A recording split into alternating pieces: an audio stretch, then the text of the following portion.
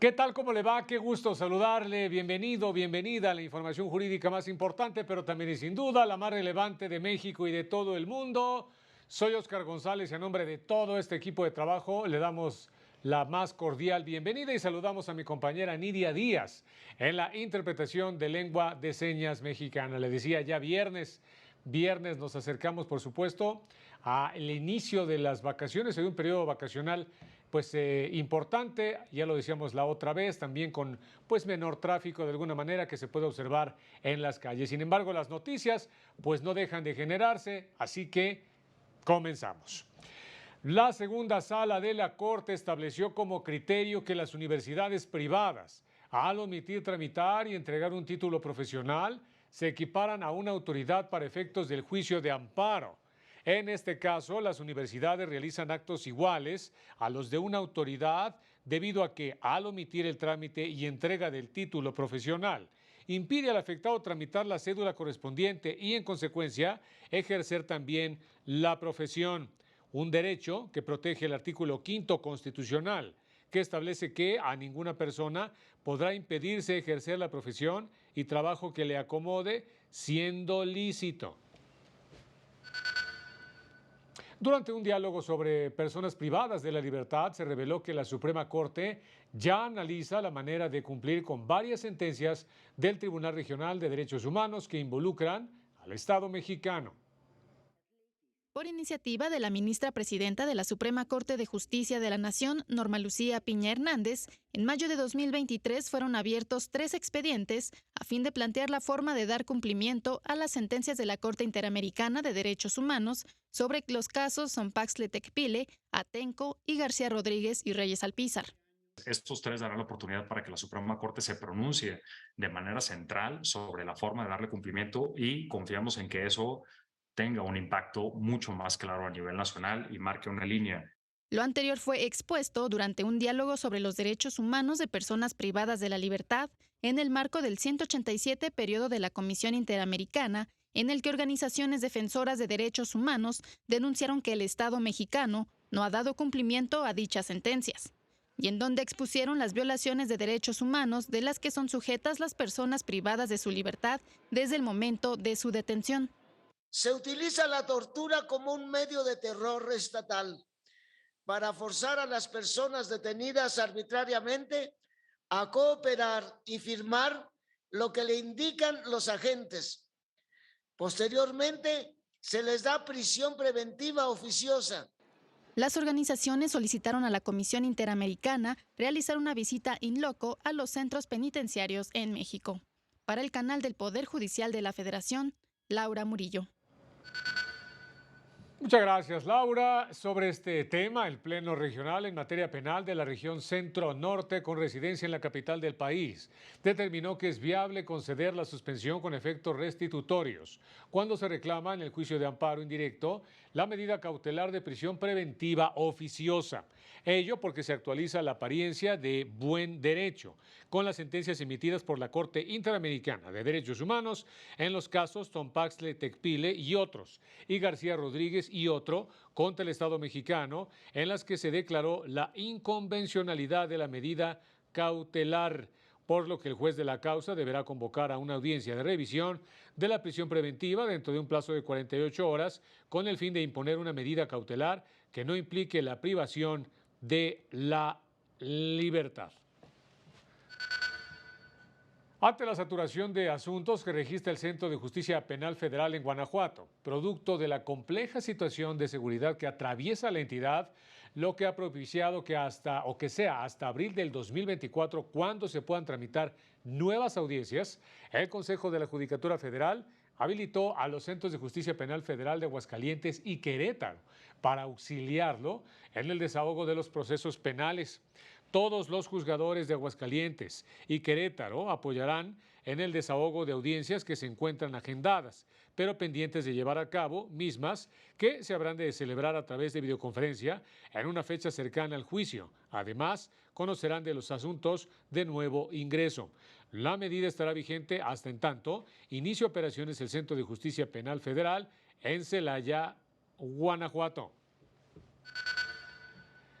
En el marco del seminario sobre derechos colectivos, el magistrado Héctor Mercado López destacó el efecto positivo que tendría en los centros de trabajo una mayor presencia de mujeres en los sindicatos. Héctor Arturo Mercado López, magistrado de circuito, aseguró que es necesario un empoderamiento de las mujeres en los sindicatos para que se propague la perspectiva de género en el mundo laboral. Si hubiese sindicatos con perspectiva de género, la disminución exponencial que habría de acoso laboral y acoso sexual. Simplemente dándoles la participación que ameritan. En conferencia dentro del Seminario de Derecho Colectivo, el magistrado federal llamó a una mayor capacitación de personas impartidoras de justicia en materia laboral para favorecer el principio de realidad frente al formalismo de los procedimientos. Si no nos alimentamos como juzgadores del conocimiento pleno, teórico, filosófico de los principios laborales, no podremos llevar a otro estadio de la interpretación y de la justicia social a los trabajadores, que además, ojo, estamos obligados a interpretarla a favor de ellos. Indicó que solo con un conocimiento profundo de las normas en materia del trabajo se favorecerá la democracia sindical y la protección de las y los trabajadores. Para el canal del Poder Judicial de la Federación, Mario López Peña. La Defensoría Pública Federal dio a conocer que luego de una prolongada audiencia, el juez de control del penal de Pacho Viejo, en cumplimiento a la suspensión concedida por el segundo tribunal colegiado en materia penal de Veracruz, dejó insubsistente la prisión preventiva interpuesta a la jueza Angélica Sánchez Hernández. Indicó que el juez de control le impuso 2 medidas cautelares que considera desproporcionadas y que son una garantía de $1 millón y el resguardo domiciliario. La jueza fue trasladada esta madrugada a su domicilio para continuar restringida de su libertad y queda obligada a garantizar una cantidad que no considera su capacidad económica. Precisó que durante los procesos penales que se le siguen por su presunta responsabilidad en los delitos contra la fe pública y tráfico de influencias, las autoridades estatales deberán respetar su presunción de inocencia y también la independencia judicial. Agregó que continuará dando seguimiento a su caso. El magistrado presidente Reyes Rodríguez Mondragón afirmó que el Tribunal Electoral contribuye a la estabilidad democrática. El presidente del Tribunal Electoral del Poder Judicial de la Federación, magistrado Reyes Rodríguez Mondragón, defendió la legitimidad y estabilidad de la democracia que México exige. Durante la segunda reunión de colaboración institucional con las salas regionales, aseguró que ante los retos en materia electoral del próximo año, cuentan con todas las herramientas técnicas, humanas y tecnológicas para enfrentarlo. No exagero si digo que somos custodios de la legitimidad democrática de la representación popular y de alguna manera cada una de las elecciones que vamos a calificar contribuirán a mantener o poner en riesgo esa legitimidad de la representación popular y de la estabilidad democrática que el país requiere. Rodríguez Mondragón dijo que en un contexto global de polarización es fundamental multiplicar los espacios de observación ciudadana, nacional e internacional de las sentencias, del ciclo electoral y de un esfuerzo por ofrecer una justicia de la más alta calidad. En el acto, en la explicación de los resultados de la métrica electoral, el director de proyectos de Estado de Derecho de World Justice Project, Alejandro González, informó que 9 de cada 10 necesidades de justicia cotidiana de las personas no se canalizan a través de este sistema como la opción para resolverlos. Añadió que para todos los tribunales electorales, la vinculación con la sociedad civil desde la perspectiva jurisdiccional es fundamental. Vámonos rápidamente a una pausa y regresamos con más.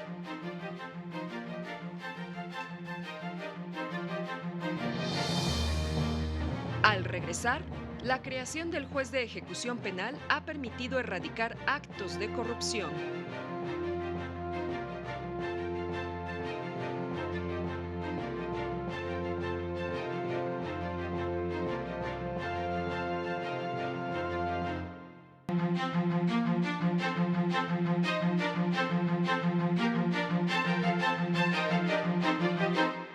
Vámonos con más información. La Sala Regional Especializada del Tribunal Electoral confirmó que el exsecretario de Gobernación, Adán Augusto López, no incurrió en actos anticipados de campaña ni en promoción personalizada por la colocación de anuncios espectaculares y su participación en eventos de carácter político. Ello al atender la resolución de la Sala Superior que ordenó que los asuntos se analizaran de manera conjunta. Advierte que la finalidad de los eventos realizados en Michoacán, Chiapas y Veracruz, así como la colocación de los espectaculares en este último estado, no fue proselitista, sino que consistieron en diálogos con 3 órganos legislativos sobre diversas reformas constitucionales en materia de seguridad, electoral y de gobernabilidad. Especialistas demandaron a las autoridades evitar la coacción y la compra de votos. La observación electoral se ha enfocado solo a la jornada de los comicios. Sin embargo, debe ser permanente y ciudadana, advirtieron personas expertas en la materia, pues la manipulación del voto se realiza en fases previas y en áreas menos observadas. A ver, ¿de qué me sirve tener las mejores urnas o la mejor tecnología o el voto electrónico si durante la campaña se inhabilitó ilegalmente a un candidato o si el crimen organizado obligó que alguien se saliera y por lo tanto no pudiera participar? Durante una mesa de diálogo, señalaron que ante el uso desmedido y probablemente ilegal de recursos públicos en campañas, es fundamental observar el desarrollo de las campañas políticas y fortalecer las unidades de fiscalización a fin de que se consoliden como órganos autónomos. Y si la unidad de inteligencia financiera la quieren sacar del espectro del Ejecutivo Federal, sáquenla, que sea trabajo constitucional y parlamentario. Pero necesitamos un control y una fiscalización mucho más eficiente, y eso lo logra el sistema financiero. Recordaron las obligaciones de transparencia que tienen todos los sujetos obligados en México para que la información pública aparezca en sus portales sin la necesidad de recurrir a organismos como el INAI, incluidos partidos políticos y sindicatos. Para el canal del Poder Judicial de la Federación, Lorena Sánchez Cabrera. Muchas gracias, Lorena. De acuerdo con impartidores de justicia, la creación de los jueces de ejecución de sentencias ha inhibido los actos de corrupción. A 5 años de la entrada en vigor de la Ley Nacional de Ejecución Penal, es necesario realizar modificaciones para incluir los derechos de las personas que cumplen alguna sentencia en libertad. Así lo señaló Antonio Rueda Vergara, juez de ejecución de sanciones penales de la Ciudad de México, al participar en el ciclo de conferencias de Actualización Judicial 2023. Explicó que dicha ley únicamente se centró en combatir la corrupción que se daba en los procedimientos de preliberación, así como en la garantía de los derechos de las personas privadas de la libertad. Es la necesidad de reformar este artículo 9 de la Ley Nacional de Ejecución Penal para agregar que dentro de ese capitulado, de esas fracciones que contemplan derechos a favor de las personas privadas de la libertad, se inserte que aquellos que sean compatibles, esos derechos compatibles con la persona que está en libertad cumpliendo su sentencia, también le sean aplicables. Puso como ejemplo que todavía hay jueces que deciden revocar la libertad de alguna persona que lleva su procedimiento fuera de prisión sin que se le dé la oportunidad de explicar en una audiencia por qué dejó de acudir a firmar ante la autoridad penitenciaria. El juez Rueda Vergara destacó que en el caso del combate a la corrupción, la Ley Nacional de Ejecución Penal sí ha ido cumpliendo con su cometido. Nadie puede afirmar que los actos de corrupción han desaparecido en el sistema penitenciario en general en este país. Sin embargo, me parece que la entrada en vigor por sí misma, no solo de la ley nacional, sino de la figura del juez de ejecución, permitió empezar a poner trabas a esos actos de corrupción anteriormente. Para el canal del Poder Judicial de la Federación, Juan Carlos González. Activistas pidieron al Senado la desaparición de las 385 estaciones fijas y provisionales del Instituto Nacional de Migración, al considerar que funcionan como un sistema carcelario.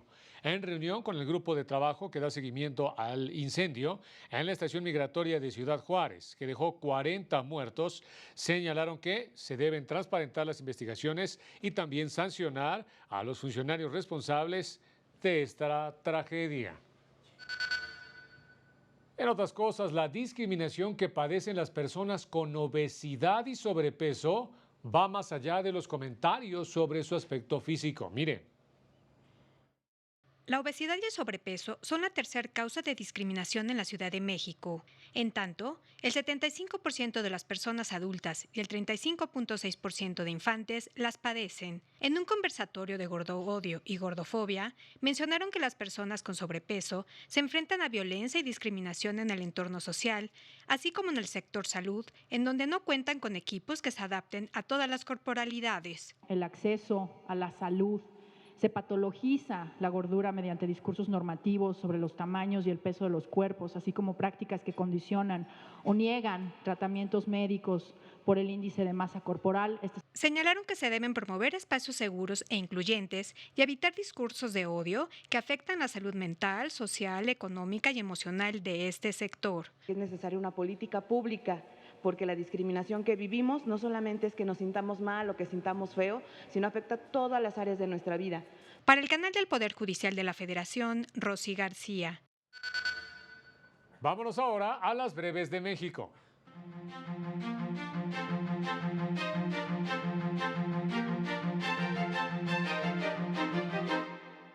El juzgado de distrito adscrito al Centro de Justicia Penal Federal en Morelos sentenció a 50 años de prisión y multa de 675,000 pesos a Jazmín N. por delincuencia organizada y secuestro agravado. Además, otras 2 mujeres fueron sentenciadas a 10 años de prisión y 21,000 pesos de multa por el mismo delito. La Comisión Nacional de Derechos Humanos inició una investigación en el caso de la pequeña que murió en el elevador de un hospital del IMSS en Playa del Carmen, con el fin de brindar apoyo a los familiares y para emitir una recomendación al respecto. La Fiscalía General del Estado de Sinaloa informó del rescate de 18 jornaleros retenidos en contra de su voluntad en un centro de adicciones. Eran obligados a trabajar más de 15 horas diarias en el campo con un salario de 100 pesos. Se registró una riña entre 2 grupos de reos en el reclusorio preventivo Varonil Oriente en la Ciudad de México. Autoridades informaron que no se reportaron lesionados de gravedad. Para el canal del Poder Judicial de la Federación, Citlali Pérez. Vámonos con más. Fíjese que en temas internacionales el gobierno de Rusia pretende endurecer las leyes que restringen derechos de personas de la diversidad sexual. La Cámara Baja del Parlamento ruso asestó un golpe mortal a los derechos de las personas transgénero al aprobar por unanimidad un proyecto de ley que prohíbe a esta comunidad solicitar cualquier intervención médica destinada a cambiar de sexo, cambio de documentos oficiales, adoptar o concebir hijos y contraer matrimonio. El Consejo de la Federación es el último escalón para que el presidente Vladimir Putin promulgue una ley, pero son pocas las esperanzas de una revocación dentro de la comunidad LGBTIQ+. Algunos legisladores describen la transición de género como satanismo y a las personas transgénero como traidoras al no acatar los valores tradicionales del país. Tanto médicos como defensores de los derechos de personas trans advirtieron que la prohibición podría crear un mercado negro de sustitutos hormonales y provocar un aumento en los intentos de suicidio entre los jóvenes. La única excepción será la atención médica para tratar anomalías congénitas y genéticas. Para el canal del Poder Judicial de la Federación, Héctor García Mejía.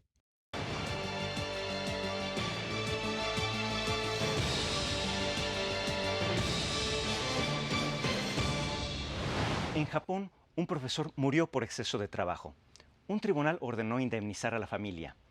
Esto y mucho más en el reporte sobre la magistratura en el mundo, que ustedes pueden consultar en la página web de la Suprema Corte de Justicia de la Nación, así como en las redes sociales de nuestro alto tribunal. Vamos a la información.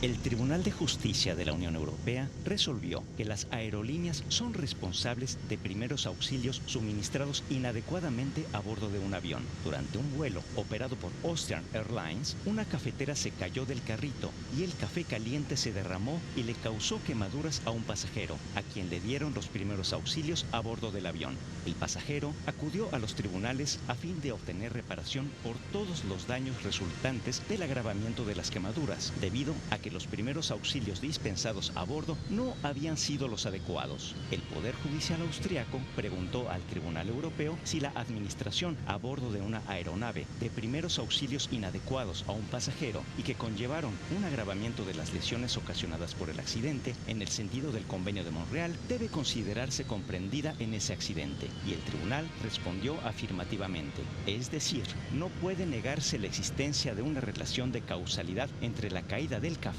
y el agravamiento de las lesiones corporales como consecuencia de la administración inadecuada de primeros auxilios.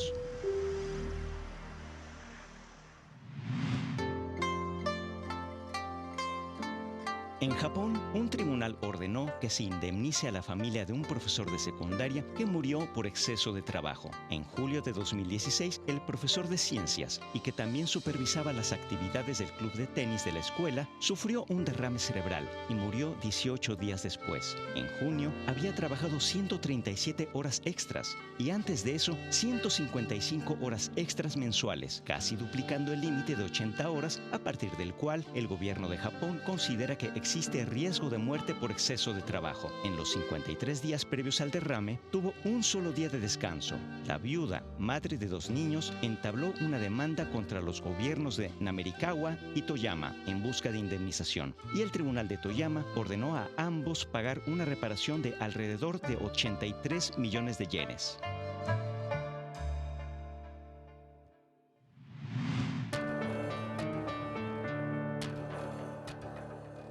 Finalmente, en España, la audiencia de Valladolid condenó a una comunidad de propietarios a indemnizar a un cartero por las lesiones que sufrió al tropezar con un escalón del portal del edificio. El suceso se produjo en noviembre de 2018, cuando el cartero, tras entregar una notificación a una de las vecinas, se tropezó con un escalón, lo que le provocó heridas en una pierna y 2 posteriores intervenciones quirúrgicas. Para la audiencia, no resulta exigible que un peatón prevea la presencia de un desnivel reducido de apenas 9 centímetros, no señalizado ni resaltado, sino más bien enmascarado. Así, para el tribunal, existe una disposición negligente del cambio de nivel entre la calle y el portal, que por las particulares características que presenta, constituye un obstáculo que excede de la normalidad porque no tiene carácter previsible para la víctima. Para el canal del Poder Judicial de la Federación, Alejandro Anaya Huertas.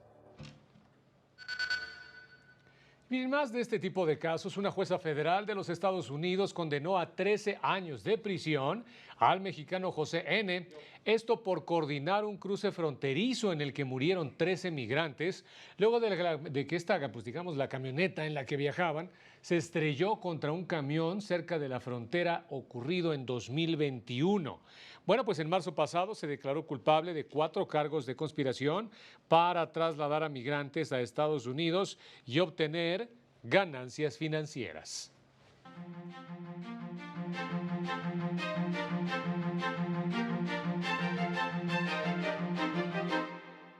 El tipo de cambio se ubicó en 16 pesos con 78 centavos por dólar, de acuerdo con información del Banco de México. La Comisión Nacional Bancaria y de Valores autorizó la operación en México de Open Bank, banco digital de Grupo Santander. Iniciará operaciones en 2024 y ofrecerá un portafolio con productos digitales sin sucursales y también para personas físicas.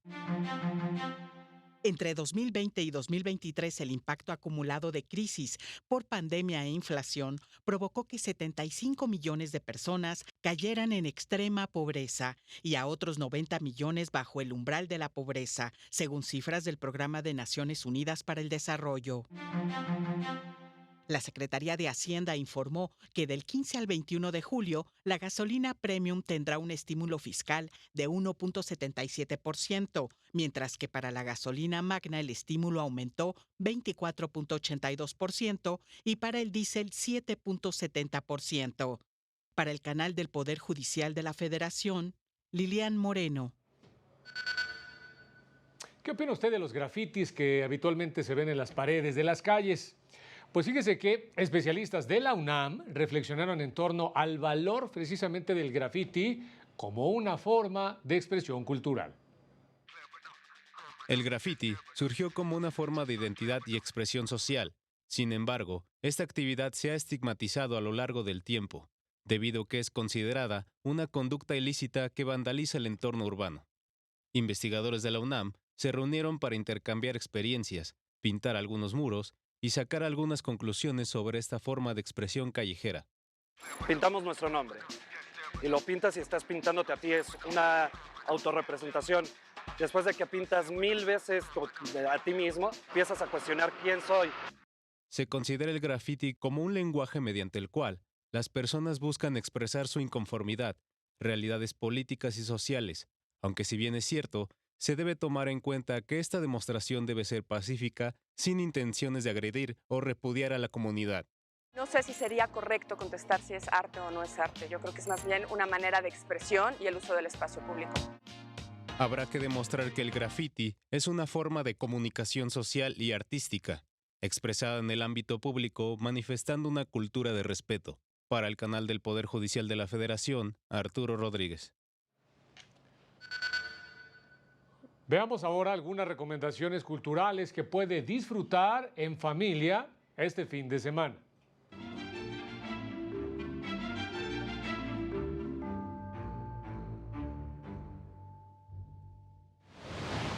Imaginario Coyolxauhqui, en el Museo Banco de México, es una colección de representaciones artísticas de la diosa lunar prehispánica, que hace un recorrido por su trascendencia en la identidad mexicana, el arte y como imagen representativa de billetes y monedas del siglo XX, de martes a domingo de 11 a 17 horas, entrada libre. El Museo de Frida Kahlo, mejor conocido como la Casa Azul, celebra su 65 aniversario con actividades todo el mes para compartir el color, el arte y la pasión de esta importante artista a 69 años de su partida. Habrá talleres de creación artística, conversatorios, exposiciones temporales y un recorrido por el barrio de Coyoacán. Consulte los horarios en sus redes sociales. Es hora de enfrentar las pesadillas financieras con el Monster Fest en el Museo Interactivo de Economía para aprender cómo enfrentar las deudas, las compras compulsivas, la adicción al crédito, las estafas y fraudes cibernéticos y más, con talleres, juegos, proyecciones y recorridos para toda la familia. De martes a domingo de 10 a 18 horas. Boletos en taquilla. Para el canal del Poder Judicial de la Federación, Jesús Daza. Pues ahí está el Monster Fest.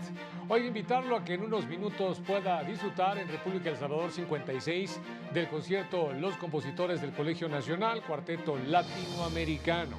Este sábado también, a las 18:30 horas, Semanario Judicial, en resumen semanal, por supuesto, con todas las noticias y con sus repeticiones el domingo a las 10:30 y 18:30 horas. Ya nos vamos, como siempre, muchas gracias por haber estado con nosotros. Manténgase pendiente de esta señal. Soy Oscar González y que tenga un excelente fin de semana. Nos vemos en la próxima.